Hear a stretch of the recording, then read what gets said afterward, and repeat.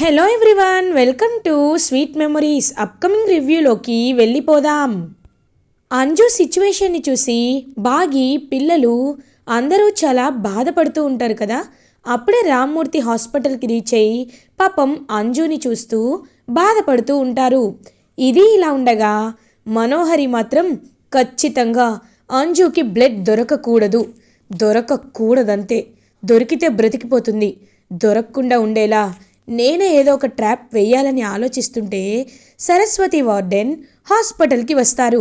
లోపలికి వచ్చి గట్టిగా ఇంకా ఎలా అయినా ఈ నిజాన్ని అమర్కి బాగీకి చెప్పేయాలని డిసైడ్ అయ్యి లోపలికి వస్తూ ఉంటారు. అప్పుడే మనోహరి ఎదురుపడుతుంది సరస్వతి వార్డెన్కి. ఏంటి, ఫోన్ చేసి బెదిరిస్తే కేవలం మాటలని అనుకున్నాను, అంటే నేను ఇక్కడ ఉంటానని తెలిసి కూడా నువ్వు ఇక్కడికి వచ్చావంటే నీ ధైర్యాన్ని మెచ్చుకోవాలి మేడం అని అంటుంది మనోహరి. చూడు, నీ రాక్షసత్వం గురించి ఇవాళ అమర్ గారికి చెప్పేస్తాను అని అంటుంది. నువ్వు చెప్పాలంటే అమర్ ఇక్కడ ఉండాలి కదా, బ్లడ్ కోసం వెళ్ళాడు, అమర్ లేడు అని అంటుంది మనోహరి. అమర్ గారు లేకపోతే బాగి మేడంకైనా చెప్తాను అని వెళ్ళబోతుంటే వార్డెన్ చేయి పట్టుకుంటుంది మనోహరి. ఇంకక్కడికి నర్స్ రావడంతో చేయి వదిలేస్తుంది మనోహరి. ఇంకలా స్పీడ్గా బాగి దగ్గరికి వెళ్తారు సరస్వతి మేడం. వెళ్ళి భాగమతి గారు, మీతో ఒక ముఖ్యమైన విషయం చెప్పాలి అని అంటారు. ఏంటి మేడం, చెప్పండి అని అంటారు. మేడం, నేను చెప్పేది ఒకసారి వినండి. మీరు ఇన్నాళ్ళు విషపు సర్పం లాంటి ఒక అమ్మాయిని ఇంట్లో పెంచుకుంటున్నారు, మీ పక్కనే ఉంచుకుంటున్నారు. అది ఎప్పుడు విషం కక్కుతుందో తెలియక నేను చాలా టెన్షన్ పడుతున్నాను. మీకు జాగ్రత్త చెప్పాలని ఇక్కడి వరకు వచ్చాను అని అంటారు. మేడం, మీరు ఎవరి గురించి మాట్లాడుతున్నారు అని అడుగుతుంది బాగి. అదంతా తెలియాలి అంటే ఖచ్చితంగా మీకు ఒక గతం తెలియాలి. ఒక అమ్మాయి అనాథ శరణాలయంలో అనాథగా నేను తన్ని నా వార్డెన్కి తీసుకువచ్చి, నా ఆర్ఫనేజ్కి తీసుకువచ్చి తనకి వార్డెన్గా ఉంటూ తనని పెంచాను. తనని, అరుంధతిని, చిత్ర అనే ముగ్గురిని పెంచాను. కానీ అరుంధతి దేవతలా మారితే మనోహరి మాత్రం ఒక రాక్షసిలా మారింది. తన రాక్షస చర్యలకి, క్రూరత్వానికి అడ్డు అదుపు లేకుండా పోతుంది. కాబట్టే ఖచ్చితంగా దాని గురించి మీకు ఇవాళ తెలియాలి. అసలు అరుంధతి మేడం చనిపోయిందే ఎవరి వల్లంటే అని సరస్వతి మేడం చెప్తూ ఉంటారు. ఇంకలా బాగి, రామ్మూర్తి అందరూ చూస్తూ ఉంటారు. ఇంక వెంటనే బాగిని పక్కకు తీసుకువెళ్తుంది సరస్వతి మేడం. చూడండమ్మా, నేను చెప్పేది జాగ్రత్తగా వినండి. ఆ మనోహరి మంచిది కాదు, చాలా క్రూరురాలు. తన్ని చేతులతో పెంచాను కాబట్టి చెప్తున్నాను. దాన్ని మీరు ఇంట్లో నుండి త్వరగా పంపించేయండి, లేకపోతే చాలా అనర్థాలు జరుగుతాయి. తను చాలా రాక్షసత్వం కలిగిన అమ్మాయి, అర్థమైందా అని చెప్పి సరస్వతి మేడం అక్కడి నుండి వెళ్ళిపోతుంది. ఇంక మనసులో ఎంతైనా అది చెడ్డదవ్వచ్చు, కానీ నేను చెడ్డదాన్ని కాదు కదా. ఇప్పుడు అది వాడిని చంపిందని తెలిసి, అరుంధతిని చంపిందని తెలిసిన మనిషిని తిరిగి తీసుకురాలేం. ఇప్పుడు బ్రతికి ఉన్న మనోహరికి జైలు శిక్ష పడుతుంది. లేదు, తనకి జైలు శిక్ష పడకూడదు. అమరేంద్ర గారికి ఎప్పుడెప్పుడు నిజం తెలిసిపోతుందా అని నిమిషం చేస్తూ బ్రతుకుతూ ఉండాలి. అదే నేను కోరుకుంటుంది అని ఇంకా మనోహరి వైపు కోపంగా చూస్తూ అక్కడి నుండి వెళ్ళిపోతుంది వార్డెన్. ఇంకా మనోహరి టెన్షన్తో వణికిపోతూ ఉంటుంది. ఇది ఇలా ఉండగా అమర్ చాలా బ్లడ్ బ్యాంక్స్కి వెళ్ళి AB నెగిటివ్ బ్లడ్ గ్రూప్ కోసం వెతుకుతూ ఉంటారు. అప్పుడే రణ్వీర్ కొంతమంది రౌడీలను అక్కడికి తీసుకొస్తాడు. రేయ్, అదిగో అక్కడ కనబడుతున్నారే, ఆయన్ని ఖచ్చితంగా మీరు తీసుకువెళ్ళి ఒక చోట కిడ్నాప్ చేసి పెట్టండి అని అంటారు. సరే అన్న అని చెప్పి ఇంకా రణ్వీర్ మనుషుల్ని పంపిస్తాడు.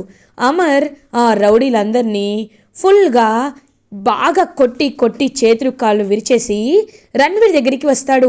ఒక్కసారిగా రణ్వీర్ షాక్ అయిపోతాడు. ఏంటి రణ్వీర్, అలా చూస్తున్నావేంటి, షాక్ అయిపోయావా? చూడు, ఈ రౌడీలో ఎవరిదైనా AB నెగిటివ్ బ్లడ్ గ్రూప్ ఉందా అని అడుగుతారు అమర్. అంటే అది అని అంటాడు రణ్వీర్ చెంప మీద కొడతాడు అమర్. నువ్వొక మనిషివేనా? How dare you! నేను నా కూతుర్ని కాపాడుకోవడానికి బ్లడ్ బ్యాంక్స్ చుట్టూ వెళ్తుంటే నువ్వు నన్ను కిడ్నాప్ చేయడానికి రౌడీలను పిలిపిస్తావా? అర్థమైంది, నువ్వు అంజుని కాపాడుకోలేకపోతే, అంజుకి ఏదైనా జరిగితే నీ ఆస్తి నీకొస్తుందనే ఒక స్వార్థపు మాయలో ఉన్నావు కదా. అర్థమైంది. కానీ నేను ఊరుకోను రణ్వీర్. నా కూతురికి చిన్న ప్రమాదం జరిగినా నువ్వు ఎక్కడుంటావో, ఎలా ఉంటావో, అసలు బ్రతికే ఉంటావో లేదో కూడా నేను చెప్పలేను. యాజ్ ఎ మిలిటరీ మ్యాన్గా చాలా పేషెన్స్తో ఉంటాను. కానీ ఒక్కసారి నా ఫ్యామిలీ జోలికి, నా కంట్రీ జోలికి వస్తే నా అంత డెవిల్ ఈ ప్రపంచంలో ఎవ్వరూ ఉండరు. చెప్పు, నాతో పాటు హాస్పిటల్కి వస్తావా లేకపోతే చస్తావా అని అడుగుతారు అమర్. ఇంకా దెబ్బకి ఇంకా బాగా గజగజ వణుకుతూ ఉంటాడు రణ్వీర్. అమరేంద్ర గారు, నేనెందుకు అంజు విషయం. షాటప్. ఇంకా కవర్ చేసుకోవాలని ట్రై చేయకు, రా అని కాలర్ పట్టుకొని రణ్వీర్ని అమర్ లాక్కు వెళ్తాడు హాస్పిటల్కి. ఇది ఇలా ఉండగా చిత్రగుప్త చిలక రూపంలో అరుంధతి ఉంది అనే విషయాన్ని గమనిస్తాడు.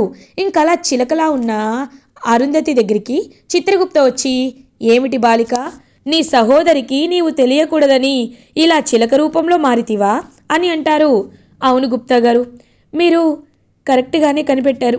కానీ ఏంటో నాకు అంజు విషయంలోనే చాలా భయంగా ఉందండి. ఇప్పుడు మీరు ఎందుకు వచ్చారు? నన్ను తీసుకువెళ్ళడానికి వచ్చారా అని అడుగుతుంది పాపం అరుంధతి. లేదు బాలిక, నిన్ను తీసుకు వెళ్ళుటకు రాలేదు. కానీ మా యమధర్మరాజుల వారు కొన్ని కర్తవ్యాలను నాకు అప్పచెప్పిరి. ఆ కర్తవ్యాలు నెరవేర్చుటకై నేను ఇక్కడి వరకు వచ్చాను బాలిక. చూడు, నీ పిల్ల పిచ్చుకను, నువ్వు కుటుంబాన్ని నువ్వు ఎంతలానో కాపాడుకోవాలని ప్రయత్నాలు చేస్తున్నావు. ఆ ప్రయత్నాలన్నీ ఖచ్చితంగా విజయవంతం అవుతాయి బాలిక. నీ పతిదేవుడు ఆ రణవీరుణ్ణి బాగా కొట్టి ఇక్కడికి తీసుకువస్తున్నాడు బాలిక అని అంటారు. ఏంటి, ఆయన రణ్వీర్ని తీసుకువస్తున్నాడా?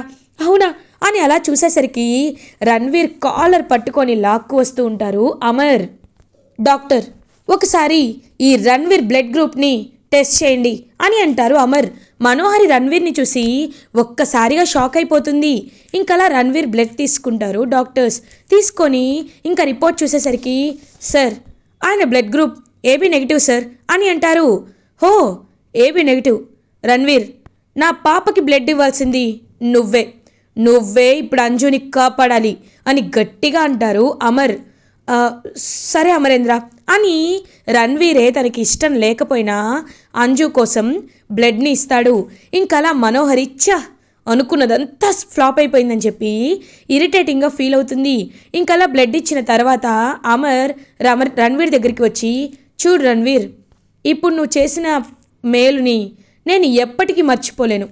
కాబట్టి మనస్ఫూర్తిగా థ్యాంక్స్ చెప్తున్నాను, వెళ్ళిరా అని పంపించేస్తాడు అమర్ రణ్వీర్ని. ఇంకా రణ్వీర్ చాలా కోపంగా అక్కడి నుండి వెళ్ళిపోతాడు. మనోహరి ఎంత పిలుస్తున్నా పట్టించుకోకుండా. ఇంకా బ్లడ్ అరేంజ్ అయిపోతుంది కాబట్టి డాక్టర్స్ చెప్పినట్టు సర్జరీని స్టార్ట్ చేస్తారు. Surgery will be in process. And తర్వాత సర్జరీ కంప్లీట్ అయిపోయిన తర్వాత డాక్టర్ బయటికి వచ్చి, she's out of danger now sir అని అంటారు. అమర్ బాగి ఇద్దరు చాలా హ్యాపీగా ఫీల్ అవుతారు. మీరు రేపు మార్నింగే పాపని డిశ్చార్జ్ చేసి తీసుకువెళ్ళొచ్చు అని అనేసరికి ఇంకా బాగి అయితే చాలా అంటే చాలా హ్యాపీగా ఫీల్ అవుతుంది. ఇంకా అలా పాపం అదంతా చిలక రూపంలో చూస్తున్న అరుంధతి కూడా చాలా హ్యాపీగా చూస్తూ ఉంటుంది. ఇంకా వెంటనే అందరూ హ్యాపీగా ఫీల్ అయ్యి ఇంకా హ్యాపీగా అంజు దగ్గరికి వస్తారు. అంజు అప్పుడే స్పృహలోకి వస్తుంది. అంజుని చూస్తూ ఉంటారనమాట. ఏంటే, మమ్మల్ని ఎంత టెన్షన్ పెట్టేసావో తెలుసా అని అంటుంది. ఇంకా అలా చూస్తూ ఉంటుందన్నమాట అంజు. ఇంక అందరూ హ్యాపీగా మార్నింగ్ అయ్యేసరికి డిశ్చార్జ్ చేసి అంజుని ఇంటికి తీసుకువెళ్తారు. మనోహరి ప్లాన్ అంతా ఫ్లాప్ అయ్యేసరికి అటు ఇటు తిరుగుతూ కోపంతో రగిలిపోతూ ఉంటుంది. చిత్ర మనోహరి దగ్గరికి వచ్చి, ఏంటి మను, ఏదో చేసేస్తాను, ఏదో జరిగిపోతుంది అన్నావు, ఏం జరిగింది అని అడుగుతుంది. ఒక్కసారిగా మనోహరికి చాలా కోపం వస్తుంది. నేను అసలే చాలా కోపంలో ఉన్నాను, ఇంకా కోపం తెప్పించొద్దు అని అంటుంది మనోహరి. అయినా చూడు విధి ఎంత విచిత్రమైందో. అంజుకి ఏబీ నెగిటివ్ బ్లడ్ కావాలి అన్నారు.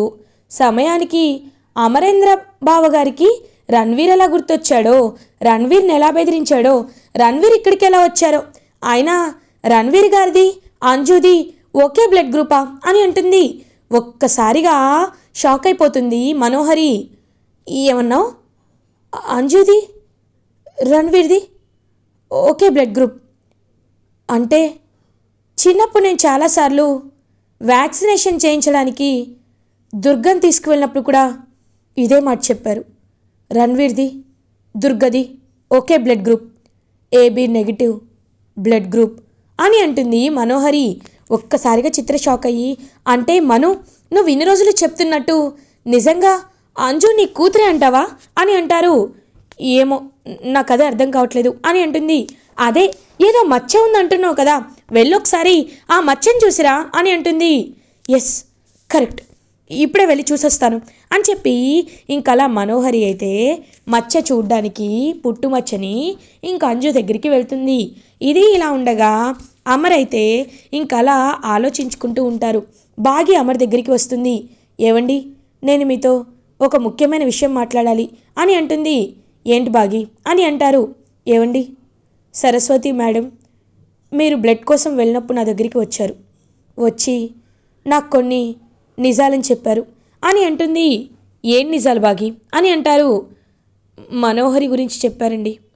మనోహరి మంచిది కాదని, తన్ని మీ ఇంట్లో ఉండనిస్తే ఇంకా ఇంకా మీ ఇంట్లో ప్రమాదాలు జరుగుతాయని, మనోహరి చాలా పాపాలు చేసిందని ఇంకా చాలా చెప్పబోయారు. కానీ ఏదో చూసినట్లు వెంటనే ఆగిపోయారు. ఆవిడ మన దగ్గర చాలా విషయాల్ని దాచిపెడుతున్నారండి. కాబట్టి ఈ సమస్యకి మనం ఎలా అయినా ముగింపు ఇవ్వాలి. మనోహరిని మొదటి నుండి చూస్తున్నా నాకు డౌట్గానే ఉంటుంది. తను మనకు తెలియకుండా ఏదో చేస్తుంది అనిపిస్తుంది. సడన్గా బయటికి వెళ్తుంది, సడన్గా ఇంటికి వస్తుంది, ఎవరెవరితోనో ఫోన్లో మాట్లాడుతుంది. ఒకసారి తన ఫోన్ నంబర్ని ట్రేస్ చేయించండి అని అంటుంది బాగి. ఇంక వెంటనే అమర్ బాగి చెప్పినట్టే మనోహరి ఇంకా వాడుతున్న ఫోన్ని, ఏదైతే ఆ కీప్యాడ్ ఫోన్ ఉందో ఆ ఫోన్ నంబర్ని ట్రేస్ చేపిస్తారు. కాల్ డేటా రాగానే ఒక్కసారిగా షాక్ అయిపోతాడు అమర్. ఎందుకంటే ఎవరైతే అంజుతి బుల్లెట్తో కాల్చాడో ఆ టెర్రరిస్టు, ఇంకా వాడి నంబర్ లాస్ట్ కాల్ ఉంటుంది. ఒక్కసారిగా షాక్ అయిపోతాడనమాట. వెంటనే అలా ఇంకా అమర్ అంటే వాడు చెప్పిన లేడీ తనేనా, నా ఫ్యామిలీ నాశనం చేయాలనుకుంటుంది తనేనా అని చెప్పి షాక్లో ఉండిపోతాడు అమర్. అప్పుడే కరెక్ట్గా మనోహరి దగ్గరికి వస్తాడు అమర్. ఇంకా మనోహరి అంజు దగ్గరికి వెళ్తుంది. అంజు దగ్గరికి వెళ్ళి తన భుజంపై ఉన్న పుట్టు మచ్చని చూసేసరికి ఒక్కసారిగా షాక్ అయిపోతుంది. అంజు తన కన్న కూతురు అనే విషయాన్ని తెలుసుకుంటుంది మనోహరి. వెంటనే ఇంకా రణ్వీర్కి కాల్ చేసి రణ్వీర్కి విషయాన్ని చెప్పేస్తుంది మనోహరి. రణ్వీర్ పరుగు పరుగున అమరేంద్ర ఇంటికి వస్తారు. అమరేంద్ర అమరేంద్ర అని చెప్పి అమరేంద్ర దగ్గరికి వస్తారు. ఇంకా మనోహర్తో మాట్లాడాలని వెళ్ళేలోపు రణ్వీర్ వచ్చేసరికి, ఏంటి రణ్వీర్ నా ఇంటికి ఎందుకు వచ్చావు అని అడుగుతారు అమర్. రణ్వీర్ చాలా బాగా నటించావు అమరేంద్ర, నిజంగా నీ నటన చూస్తే ఆస్కార్ నీకే ఇవ్వచ్చు గ్యారంటీ. ఏంటి, నా పాప ఎవరో నీకు తెలీదా? నా పాపని ఇన్నాళ్ళు నీ ఇంట్లోనే ఉంచుకొని నా పాప అంటే తెలియనట్టు వెతికినట్టు భలే నటించావు అమరేంద్ర. నీ ఇంట్లో ఉంటున్న అంజునే నా కన్న కూతురని నాకు అర్థమైపోయింది అని అంటాడు రణ్వీర్. ఒక్కసారిగా షాక్ అయిపోతాడు అమర్. ఇంక వెంటనే మనోహరి అలా చూస్తూ ఉంటుంది. అలా అని నీకెవరు చెప్పారు అని అడుగుతారు అమర్. ఇంకెవరు, మనోహరి చెప్పింది అని అనేసరికి ఒక్కసారిగా అమర్ మనోహరి వైపు చూస్తూ ఉంటారు. మనోహరి, నీతో నేను చాలా విషయాలు మాట్లాడాల్సిన అవసరం ఉంది. ఇప్పుడు అడుగుతున్నాను, చెప్పు, నీకు ఈ రణ్వీర్కి అసలు సంబంధం ఏంటి? నువ్వు ఈ రణ్వీర్కి ఎందుకు హెల్ప్ చేస్తున్నావు? ఎందుకు ఆడికి ఫోన్ చేసి ఆ రౌడీకి నా ఫ్యామిలీని చంపేయమని చెప్పావు? ఎందుకో చెప్పు, చెప్తావా లేకపోతే అని గన్ తీసుకొచ్చి మనోహరికి పాయింట్ బ్లాంక్లో పెడతాడు అమర్. ఒక్కసారిగా మనోహరి గడగడ వణుకుతూ ఉంటుంది. ఇంకా వెంటనే అలా మనోహరి వైపు చూస్తూ ఉంటాడు అమర్. ప్రాణమే ముఖ్యం అనుకుంటున్నావు కదా, నీ ప్రాణాలు కాపాడుకోవడానికైనా నిజం చెప్పు మనోహరి అని అడుగుతుంది బాగి.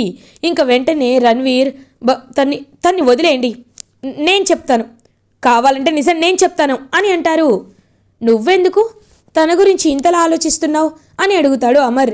ఎందుకంటే తను నా భార్య కాబట్టి, తను ఇంకా నాకు విడాకులు ఇవ్వలేదు కాబట్టి. తను నాకు విడాకులు ఇస్తేనే ఆ ఆస్తికి నేను పూర్తిగా వారసునవుతాను. అంజు నా కూతురు కాబట్టి నా కూతురు నాకు ఇచ్చే అమరేంద్ర. నా భార్యను నాకు అప్పచెప్పు. నా భార్యను తీసుకొని నా కూతుర్ని తీసుకొని ఇక్కడి నుండి వెళ్ళిపోతాను అని అంటాడు రణ్వీర్. ఒక్కసారిగా అమర్ అండ్ బాగి ఇద్దరూ షాక్లో ఉండిపోతారు.